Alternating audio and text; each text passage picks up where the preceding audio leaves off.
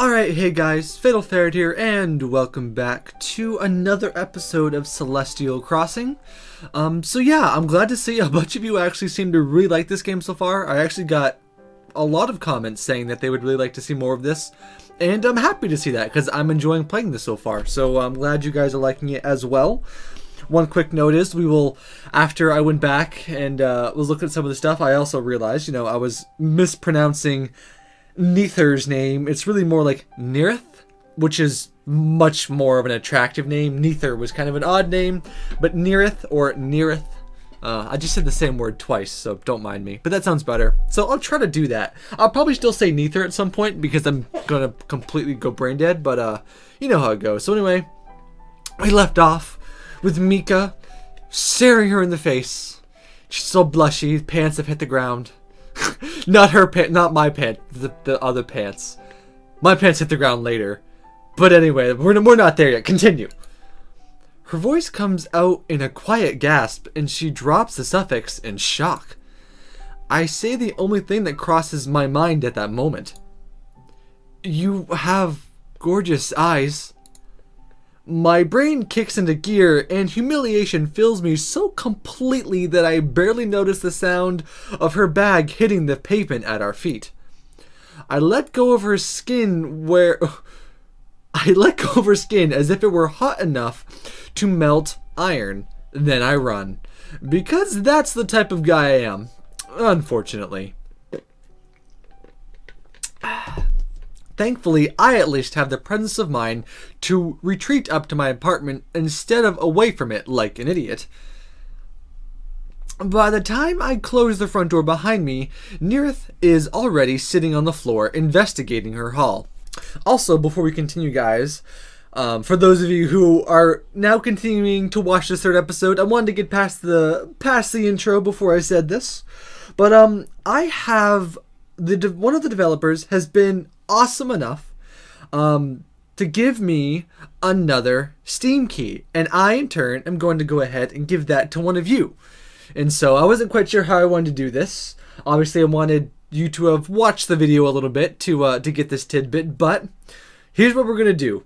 If you want a chance at the Steam key, I want you to drop your best knock-knock joke in the comments. So in the comments, give me a knock-knock joke, and whichever one tickles my fancy the most, I'll go ahead and message on YouTube. Make sure I can message you on YouTube. If I can't privately message you, then I'm going to have to move on to the next funniest knock-knock joke. And who wants the next funniest knock-knock joke? That's not as cool. So yeah, as a thank you to you guys for being so awesome, and also a big shout out to the people behind this game for giving me another key to give out.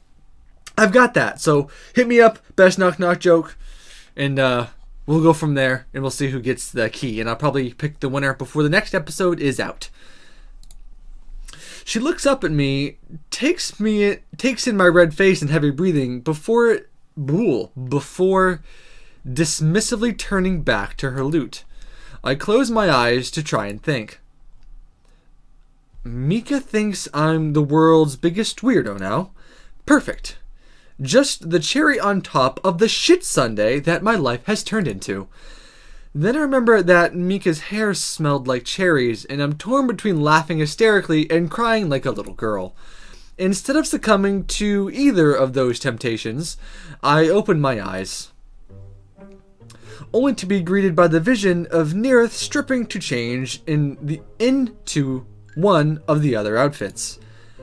Stop! The squawk that comes out of my mouth is hardly dignified, but it gets her attention. She looks honestly confused for a minute. Why? My jaw works soundlessly for a moment, and I'm sure I look like some kind of demented goldfish. Because you can't get naked in front of some guy you hardly know? It's indecent! Despite my strong words, I can't quite tear my eyes away. I'm only human after all. And all that erotically colored skin is on display. Nearth snorts before flashing a wicked grin that doesn't help the situation at all. It's just skin, useless. You have some too, don't you? Nothing to get all worked up about. Her words drive me to clap my hand over my eyes. Someone has to protect her modesty, damn it. Can you please just put some clothes on now?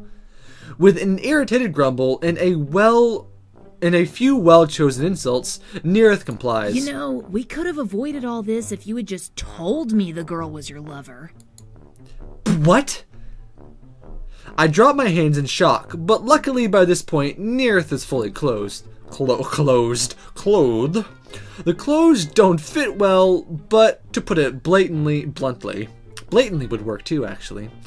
We'd failed to take into account that Nearth is taller than Mika by at least a head. She's not, we're not, and especially not now.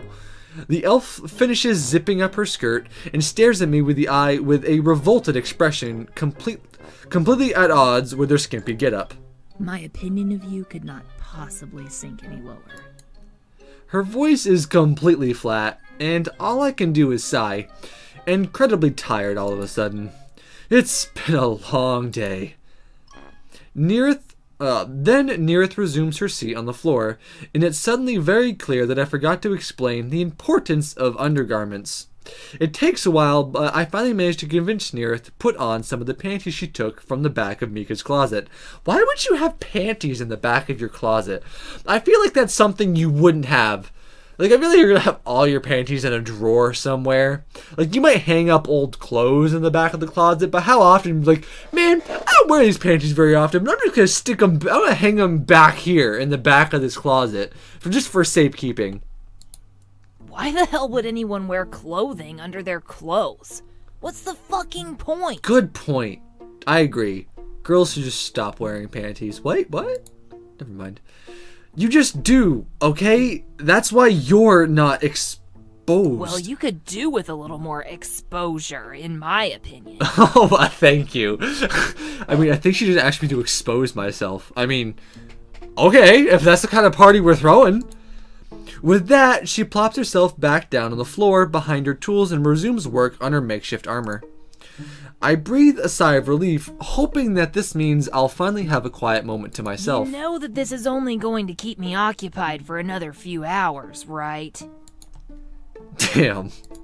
That's a good point. I mean, it's like I've been thinking that for the past couple minutes. It's like, mate, yeah, she's got clothes now, but she's probably gonna want to go outside soon.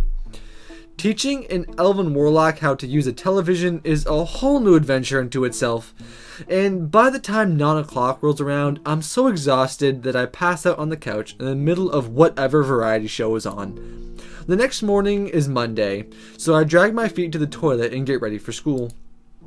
Between brushing my teeth and digging a semi-clean uniform out of the laundry hamper, I convince myself that Nearth will be fine by herself for the day.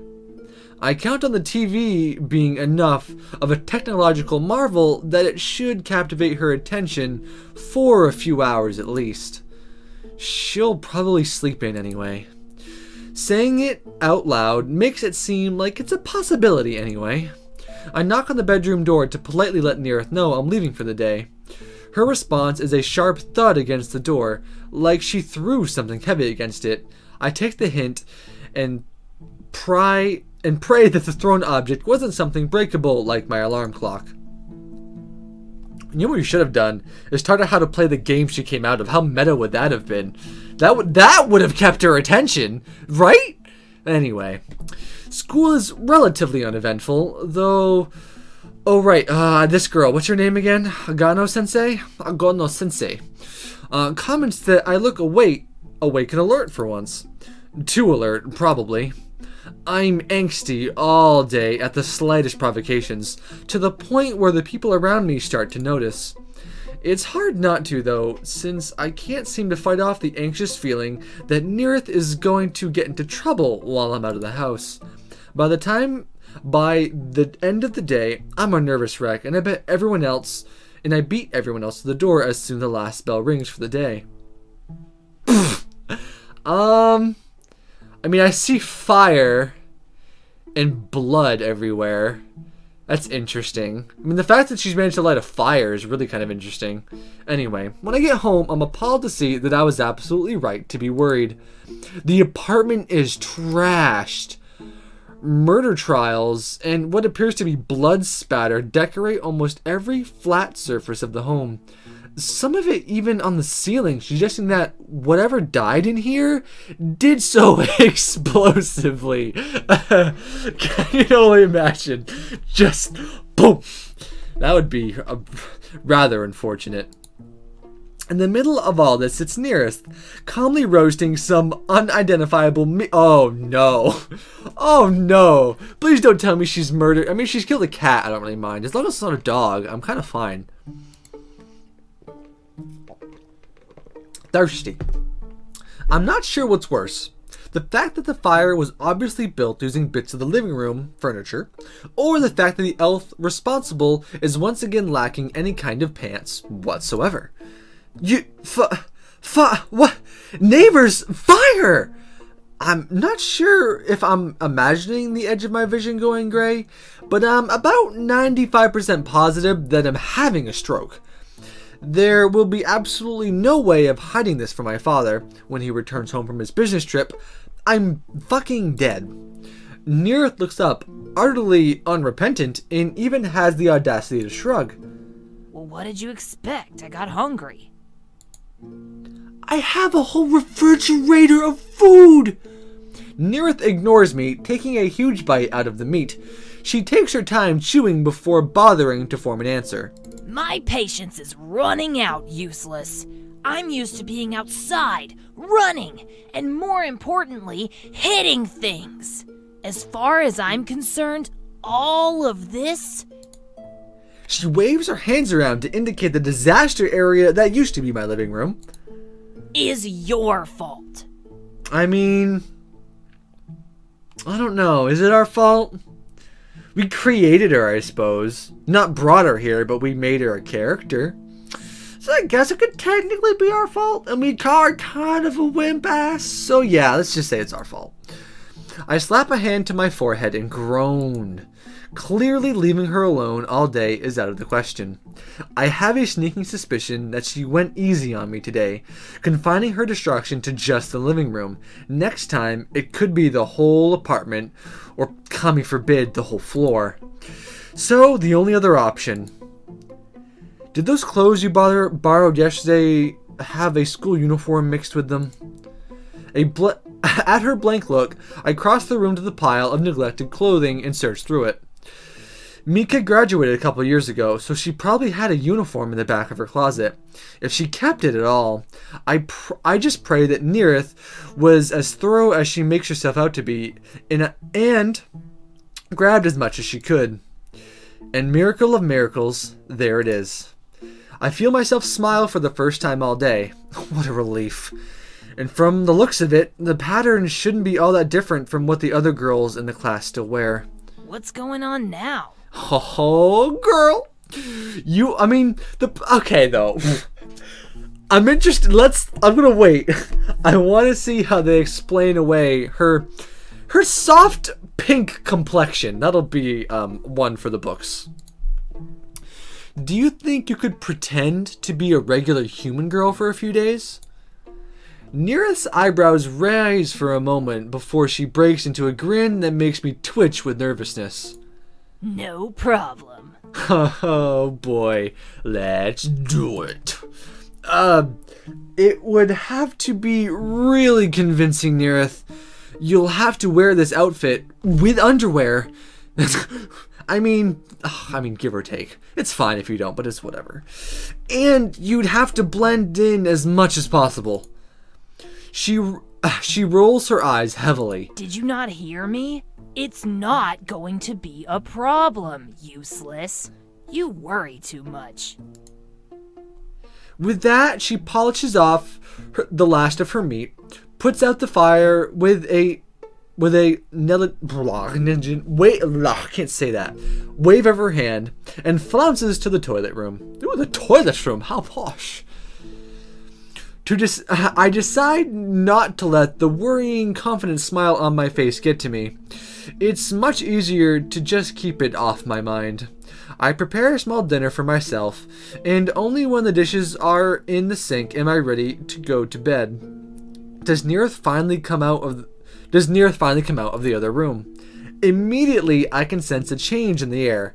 Something like static electricity clings to Neareth's body, and it sends little warning tingles toward me when she gets close enough. Is that... What is that? It's my mana. Meditating helps me store it up when I need to work my magic into something bigger. Bigger, you don't say. I'm too afraid to ask what she has in mind. Figuring that I'll know soon enough anyway, I turn my attention to the fact that Neareth is still walking around without pants on. Are you really going to be able to fool anyone when you can't even be bothered to wear clothes half the time? Ugh, again with this? Look, those stupid pants and skirts are uncomfortable as fuck. I shouldn't have to wear them when I don't need to blend in. I mean, she's got a point. Besides, in case you haven't noticed, all the important bits are covered already thanks to those panties you were so pushy about. Oh, she's still wearing panties? Oh, what's the matter? She doesn't need pants on. Jeez, man, lighten up. Live a little. Let her have a piece of your mind. Give her your best sad puppy eyes. Ooh. So, thought time, right? Now, I think let her have a piece of, because Neareth, she's a hard woman. She likes to fight and she likes to brawl. She's tough-nosed. She doesn't want big sad puppy eyes. She's gonna be like, ugh, you useless, as is her favorite phrase. So I would think let her have a piece of your mind would definitely get through to her better. All right, I'm gonna go with it. I'm gonna go with have her let her have a piece of your mind. Before we do that, actually, let's save, just in case we have to come back because we messed something up. Let her have a piece of your mind. Even as my face turns red, I feel my temper grow in an unfamiliar way. Does she have to be so troublesome? I've had a hell of a time these last few days, and I'm sick of debating over the same stupid thing over and over. Look, you'll just have to get used to it. If you don't figure this out, I can't take you to school with me or anywhere else. Shit, did I say that too loud? I gulp nervously, risking a look up at Neareth. She looks shocked at my words, then her eyes grow narrow and I feel the bottom fall out of my stomach. There's no point in running or vomiting, which are my two most immediate impulses, so instead my eyes squeeze shut and I wait for her to cut me in half with her magic. Well, you've happened to catch me in a good mood, useless. Thinking that I must have been suffering some kind of auditory hallucination, I keep my eyes shut tight until I hear the unmistakable sound of a zipper. Surprised, I cautiously take a peek at her. Boom! Told ya! Got him! She stands there wearing a skirt and an amused grin. I'm not sure what my expression looks like, but she chuckles, swatting my arm. I'm not a complete bitch, you idiot. Idiot! I get that this is your world and you have a better idea of how to make this work than I do. Wow. I think I can humor you in this one thing. I mean, if I'm honest, Neareth, if I'm honest with you, I was really just playing to what I figured the game wanted. I mean, if it was my decision, I'd just let you walk around in the t-shirt. But it's whatever. You know, semantics. With another smirk, she heads for the bathroom, leaving me standing there, gaping after her. I'm still in shock when I go to sleep that night. The next morning, we enter the school, and all of my anxieties from the previous day look like pleasant daydreams compared to how I'm feeling now. I will kick you in the head if you throw up on my shoes, useless. Her reassurances are truly heartwarming. It doesn't help that she stands out like a sore thumb. Okay, here we go, I'm ready. Her coloring would have been enough to catch anyone's attention, but her towering height, oh, shut up, email. Her towering height on top of that makes her all but impossible to ignore. People stare as I lead the impossibly tall elf toward homeroom. How on earth did I think this would be a good idea? Couldn't you have disguised yourself with magic or something? I hissed to her out of the corner of my mouth as we take our seats toward the back of the classroom. Would you just relax already? I told you, I've got this. Right, girl, I'm trusting in you here. Helplessly, I watched as the rest of the students in my class file in. Then, once everyone is sitting and Agano Sensei enters, I hear Nearith chant something under her breath next to me. Okay, we're gonna have to wait and find out what Nearith is up to in the next episode. Anyway, guys, thank you so much for watching. Remember, give me a good knock-knock joke. I'm waiting for it. And I'll go ahead and send you a message on YouTube. Make sure you're not, like, privated so I can't message you. Anyway, guys, I'll see you back on the prowl next time.